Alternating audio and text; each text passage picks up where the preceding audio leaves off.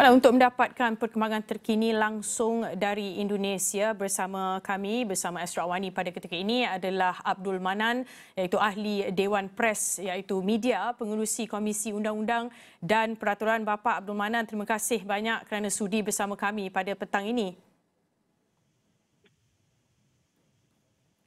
Kalau bapa boleh dengar soalan saya yang pertama sekali, ya, pelbagai laporan dikeluarkan pada ketika ini, ya Pak.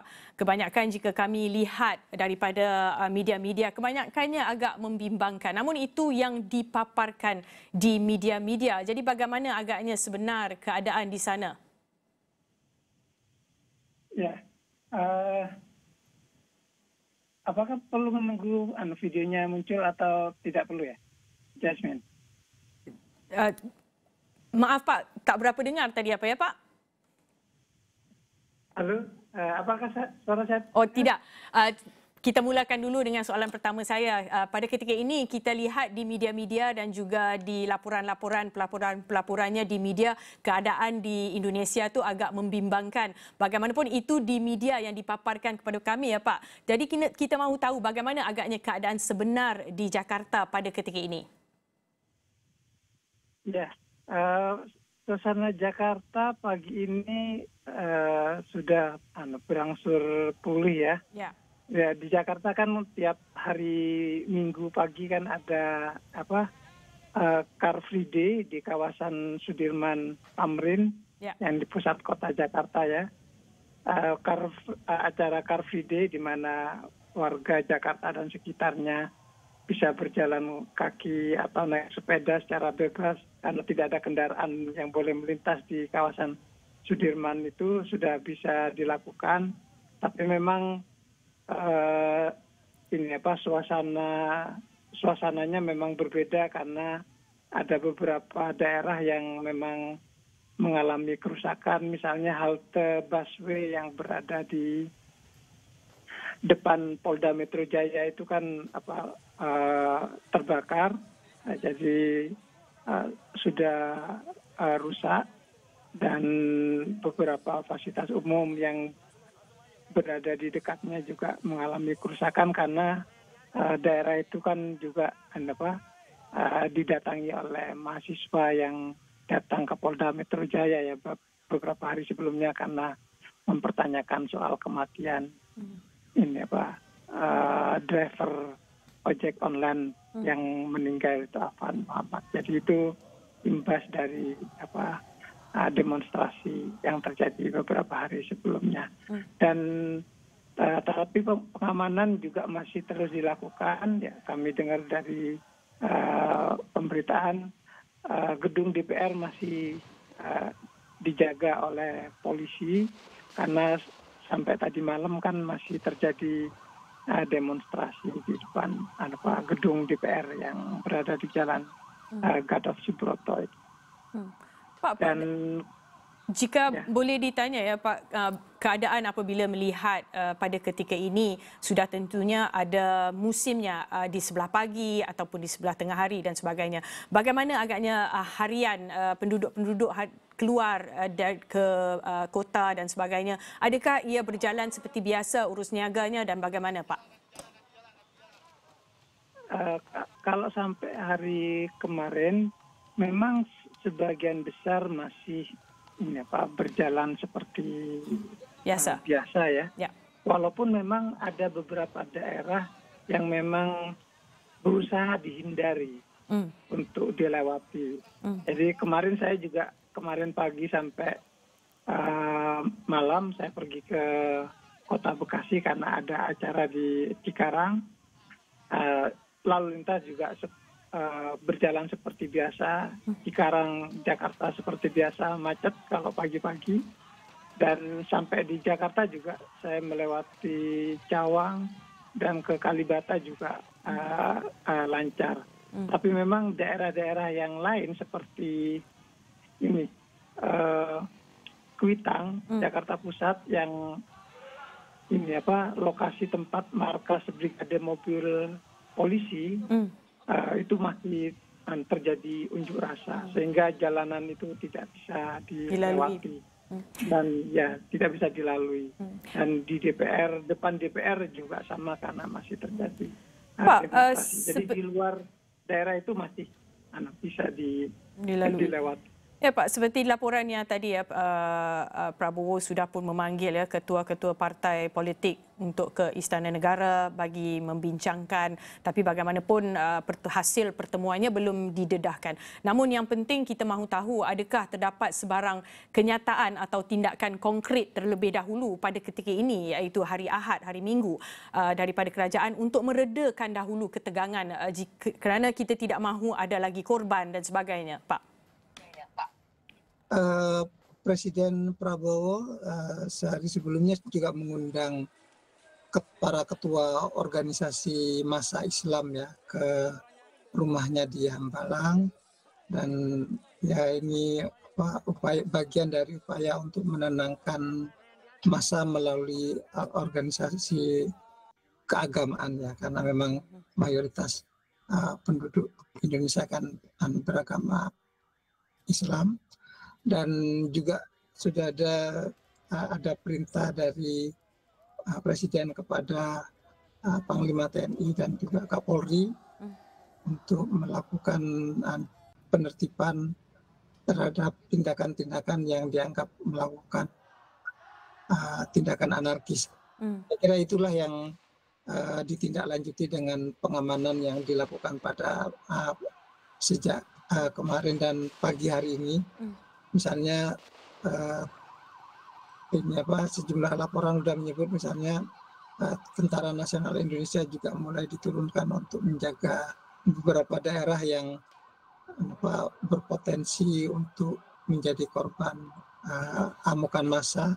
Misalnya salah satunya kawasan Glodok, Jakarta Utara. Dan juga tentara juga terlibat dalam turun ikut mengamankan beberapa lokasi, termasuk misalnya rumah Menteri Keuangan Sri Mulyani juga ikut dijaga tentara karena tadi pagi rumah Sri Mulyani kan didatangi oleh massa dan rumahnya barang-barangnya diambil tadi pagi. Jadi mungkin ya setelah itu tentara ikut mengamankan. Kalau soalan saya terakhir saya menjadi sebagai wakil media lokal di Indonesia. Seperti yang saya katakan tadi, laporan-laporan yang dikeluarkan di media-media arus perdana contohnya memainkan peranan dalam melaporkan apa sebenarnya yang berlaku di Indonesia. Kalau kami di Malaysia ini, apa yang kami lihat sepanjang 2-3 hari yang lalu banyak protes-protesnya. Tetapi pada ketika ini jika dipantau media arus perdana sudah lain sedikit agaknya ceritanya. Jadi adakah rakyat itu masih percaya akan apa yang dilaporkan, kerana ada juga dakwaan media dikaburkan atau didiamkan dan tidak telus. Jadi bagaimana sebagai pertama media untuk melihat keadaan itu supaya rakyat di Indonesia faham apa akan berlaku pada ketika ini, pertama, dan kedua, bagaimana rakyat mahu faham bagaimana apa sebenarnya yang berlaku, Pak?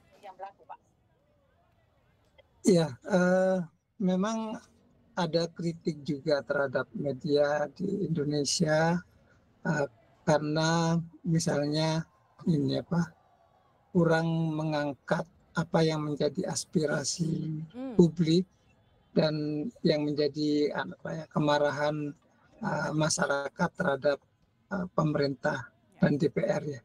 Seperti kita tahu bahwa demonstrasi tanggal 25 dan yang kemudian berlanjut tanggal 28 itu kan buah dari protes masyarakat terhadap apa yang dilakukan oleh pemerintah dan DPR ya. Kebijakan pemerintah yang mengetatkan atau melakukan pemangkasan anggaran itu kan berdampak cukup besar yang itu dianggap berkontribusi terhadap terjadinya PHK, layoff yang cukup besar ya, yang menurut perkiraan pemerintah kan sampai bulan Juli saja itu lebih dari 30.000, walaupun menurut asosiasi jumlahnya lebih dari 2 kali lipat dari jumlah itu. Dan pada saat yang sama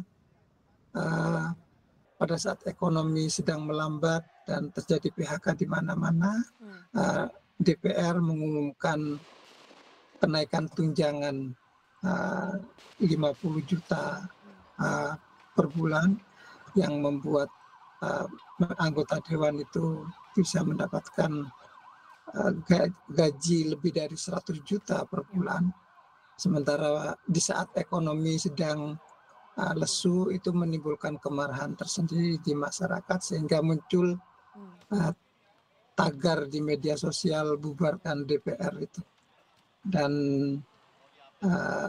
kemarahan masyarakat di media sosial itu memang direspon oleh beberapa anggota dewan dengan tidak cukup wise, ya, tidak cukup bijak, sehingga ada yang berkomentar bahwa yang menyerukan pembubaran DPR itu adalah orang tertolol sedunia.